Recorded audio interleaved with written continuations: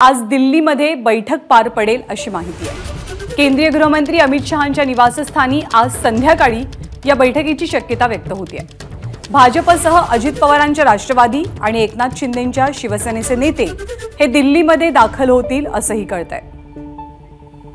अधिक माहिती देण्यासाठी सोमेश कोलगे सध्या आपल्या सोबत आहेत। सोमेश, ही फायनल बैठक असेल का अमित शहांसोबतच्या बैठकीतनं? महाराष्ट्रासाठी कोणती मोठी बातमी मिळू शकते?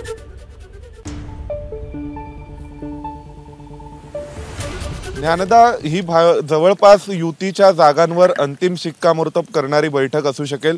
यापूर्वी म्हणजे आपल्याला आठवतंय की रविवारी जी आपल्याला माहिती मिळाली होती त्यानुसार 24 तासामध्ये महायुतीच्या जागांबाबतचे निर्णय हे राज्य पातळीवर अंतिम करण्याचे निर्देश हे भाजप हायकमांडनी दिले होते।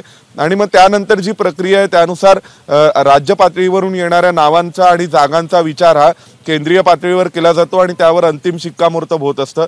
त्यानुसार आजच्या बैठकीत अंतिम शिक्कामोर्तब होऊ शकतं। त्यापूर्वीच एक मोठी घडामोड अशी आहे की महायुतीमध्ये एक नवा गडी सामील होऊ शकतो आणि तो म्हणजे महाराष्ट्र नवनिर्माण सेनेच्या रूपाने एक नवा घटक पक्ष हा सुद्धा महायुतीचा भागीदार असू शकतो आणि त्याविषयीची चर्चा सुद्धा अमित शहा यांच्या सोबत आज राज ठाकरेंची होऊ शकते। राज ठाकरे त्याचसाठी दिल्लीला आलेत असं आपल्याला कळतंय आणि राज ठाकरे याविषयीची चर्चा अमित शहांसोबत करणार आहेत आणि त्यानंतर महायुतीचे जे प्रमुख नेते जर दिल्लीत आले तर शक्यता आहे की राज ठाकरेंच्या एनडीएतील सहभागाविषयीची अधिकृत घोषणा सुद्धा आज केली जाऊ शकते। राज ठाकरे सध्या ताज मानसिक हॉटेलला थांबलेले आहेत। काल रात्री उशिरापर्यंत अमित शहा यांच्या बैठका सुरू होत्या, त्यामुळे राज ठाकरे आणि अमित शहा यांच्यामध्ये बैठक होऊ शकली नाही। परंतु आज सकाळी अमित शहा आणि राज ठाकरे यांच्यामध्ये बैठक होणार आहे आणि या चर्चेनंतर राज ठाकरेंच्या एनडीए मधील सहभागाविषयी निर्णय होणार आहे आणि स्वाभाविक हा योगायोग असू शकत नाही की आजच महायुतीचे नेते सुद्धा दिल्लीत येणार आहेत आणि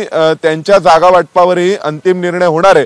त्यामुळे महाराष्ट्र नवनिर्माण सेना महायुतीत सहभागी झाली तर मनसेला किती जागा द्यायच्या याबाबत सुद्धा चर्चा होऊन अंतिम निर्णय आजच होऊ शकतो। ज्ञानदा, बरोबर आहे। आणि महायुतीमध्ये जर का शिवसेना आणि राष्ट्रवादी सोबत मनसे सुद्धा आली तर जागा वाटपाचा फॉर्म्युला किंवा ते आकडे कसे बदलतात हेही पाहावं लागेल। कुणाला कुठल्या जागा दिल्या जातील हेही जाणून घेणं इंटरेस्टिंग असेल। धन्यवाद सोमेश, ताजे अपडेट्स वेळोवेळी जाणून घेत राहू। एबीपी माझा, उघडा डोळे बघा नीट।